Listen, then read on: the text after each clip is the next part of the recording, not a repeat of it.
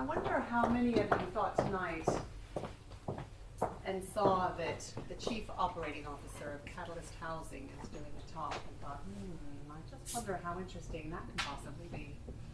It's all right, I'm not offended. I'm quite accustomed to that dinner party uncomfortable pause when people ask me what I do for a living. I've been working in social housing for almost 20 years and a lot of those years in finance, so that's something I'm quite used to.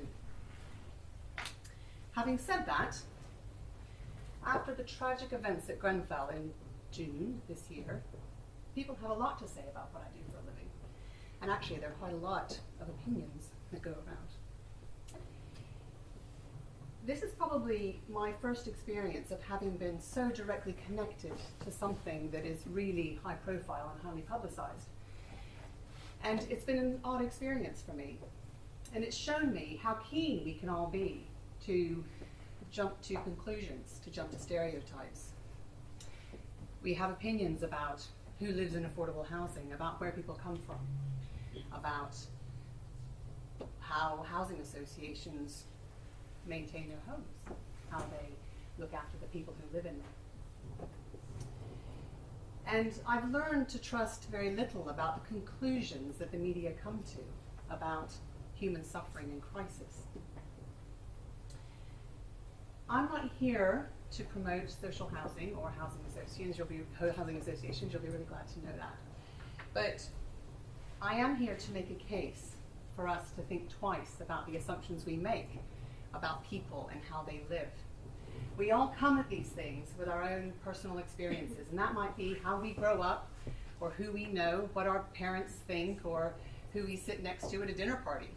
But you don't need me to tell you that there are times, so many times, when those assumptions can just be off point.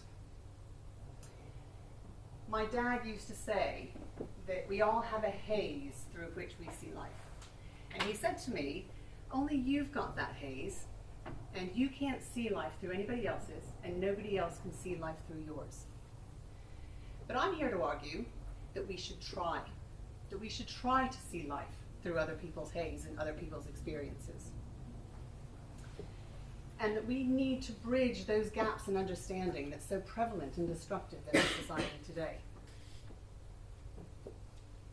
Now, no matter how strongly I feel about social housing today, my introduction to housing actually wasn't as philanthropic as you might think.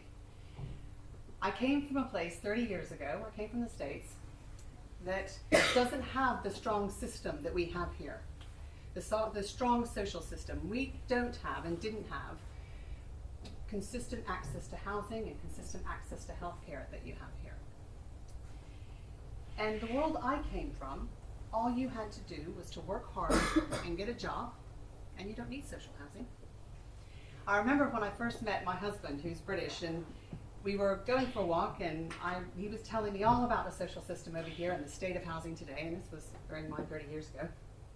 And I said to him, Ian, have you ever met anybody who lives in social housing?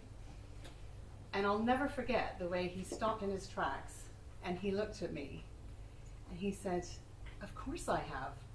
And he said, Rachel, are you effing kidding me? He was so shocked that I hadn't had that experience, and I felt so naive. I was so embarrassed. But my haze was that social housing wasn't needed, that it wasn't something that our system in the States was so divided. The social system is so divided, and it is still today. So my haze was something completely different. And that meant that I was hugely embarrassed by the situation, I can tell you. So I'm going to tell you a little bit about how my haze has evolved over the last 30 years, how I went from somebody who didn't know a lot about social system and the need for it to somebody who does. I don't know how much you know about the Midwest of America, but my dad came from a really remote town in Nebraska. And he used a career in the Army to get out of Nebraska and leave a narrow life for someone that he thought was going to be much more interesting and prosperous. So for me, that was a shining example of somebody who could just pull themselves up by their bootstraps. And it's an important point because that was part of my haze, that anybody could pursue a life more prosperous and interesting if they just put their mind to it. The other thing about my dad is that although he was quite a traditional man, he was determined that his little girl was not going to do stuff in life just because she was a girl. So when I said to him, Dad, I really want to be a teacher, and he said, that's great, Rachel. I think that's a great profession.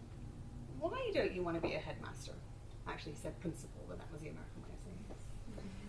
And I said, Dad, I really want to be a nurse. And he said, oh, that's fantastic, Rachel, but is there any reason why you don't want to be a doctor?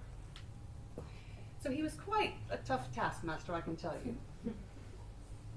But while he was encouraging me to be all I could be, my mom was saying, Rachel, you follow your heart.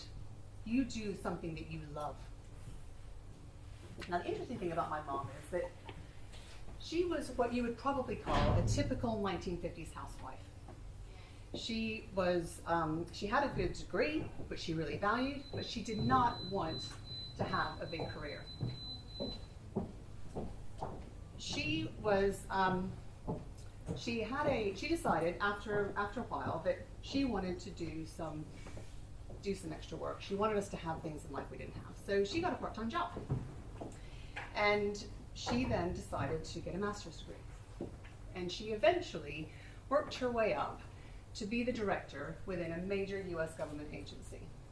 And that was quite something in the 70s and 80s, I can tell you. And it was also quite something because she was quite a woman of her time, and my father was a man of his. And while she was doing that, she was doing all the cooking, she was doing the cleaning, she was making sure we had food on the table, she was making sure that we had our lunch money. So when people ask me why it is that I am so determined to have a successful career, I say, my dad told me, and my mom showed me. Having said all that, training as an accountant wasn't exactly what they had in mind.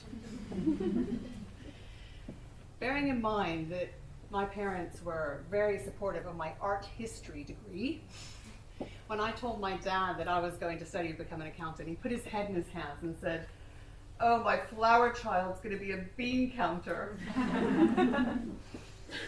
And there's a reason I chose accountancy. And I did that long after I got married and had children.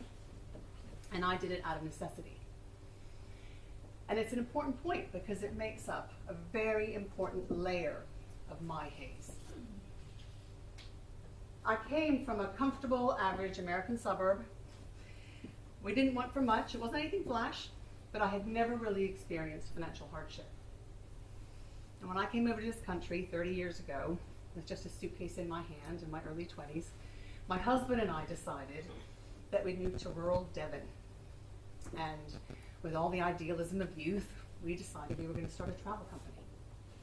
So we got a business plan together. We went to the bank, we got our loans, and the bank managers were very impressed with that. So they gave us those loans. And just to add to the madness, we decided to start a family. Timing is everything in life. And just after we took our loans out, the Gulf War started. Americans stopped traveling, and in Devon, prices rose, jobs were hard to come by, and our loans were called in. So we ended up young and inexperienced and in remote Devon with nothing. So the first time in my life, I experienced financial difficulty, big time. I remember the constant worry of how expensive it was to put petrol in our car. In a car that was so old, we weren't sure it was going to make the journey because our first car had been repossessed. I remember we were in rented accommodation, of course, and never really knowing when the landlord was going to decide to sell a house. So we never knew whether we were going to get kicked out or not. And the benefit system in the job market at that time in Devon were such that with two people without much qualifications, it was really difficult to find a job. And for many years, with two young children and very limited opportunities, there was not a minute in any day when we did not worry about money or what the future held. Now the other gap, as you can imagine, that I had to bridge was not just the size of the ocean from the United States to the UK. It was actually the 1,000,000 miles away culturally that rural Devon was from Washington, D.C. In addition to all the sort of way of life differences that you would expect, I found it really hard to make friends. I found the people in this country actually quite closed. I mean, you can call Americans really bouncy and in your face and fake and all that stuff, but I'll tell you what, I really missed that warmth during that time. And I know now that people just didn't know how to take me. But at the time, it felt like people just didn't like me. I remember going to a drinks party with my husband when we first moved to Devon. It was quite a smart drinks party. It was quite a sort of hunting, shooting, fishing brigade in Devon. And, you know, I went into this party and I just really struggled with talking to people. People just didn't want to talk to me. And you know what it's like when you're talking to people and they're looking over your shoulder, trying to see if they can find someone else to talk to? I know, I've done it. So I know, I could read the signs, and I just couldn't work out what was going on this night. Until I was talking to a girl and she stopped me mid-sentence. And she said, "Oh, you're American." I said, "Yeah, I'm American."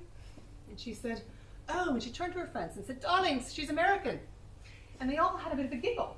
And they said, "Oh, we thought you were from Devon." So my hard R's made them think that I was quite Devonian. And they finished by saying, "Oh, we thought Liz had invited the stable hand."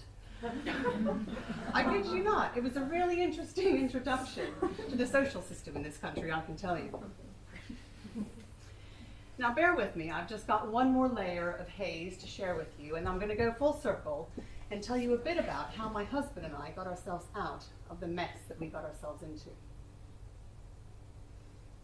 For several years, with 2 young children and limited job opportunities, we both knew that we were never going to get anywhere if we didn't get some qualifications.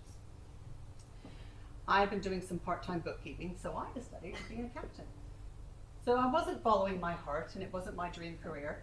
I did it because I wanted to get out of the mess that we got into, and being an accountant I thought was a meal ticket. We agreed that I would work full-time and that he'd stay at home with the kids. Play to your strengths, you say. So I got a job as an analyst in a housing association. Again, not my dream career. It is now, but it wasn't then. I did it out of necessity. We took shifts on weekends. My husband would work in the morning, and I'd look after the kids. And in the afternoon, I would do it the other way around. And I have to say, it was one of the hardest times of my life. But it is one time in our lives that really binds us together as a true partnership, or a proper partnership, as they would say in Devon. And it's a time about which we are really proud.